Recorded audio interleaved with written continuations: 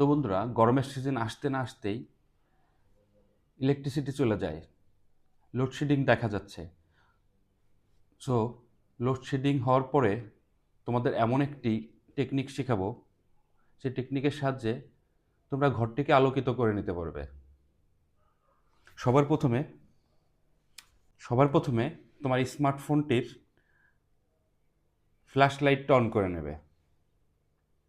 এবারে লাগবে একটি জলের বোতল, ট্রান্সপারেন্ট জলের বোতল। এবার ফোনটিকে এভাবে উপর করে রেখে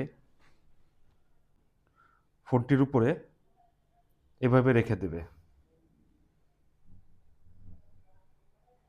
এবার ফাইনালি দেখো দেখো বন্ধুরা, এই লাইটের সাহায্যে আমরা সুন্দরভাবে ঘরকে আলোকিত করে রাখবো। সাধারণত ফোনটি চালালে আলোটি এক জায়গায় পড়ে, আর এই বোতলের সাহায্যে পুরো ঘরে আলো ছড়িয়ে পড়বে।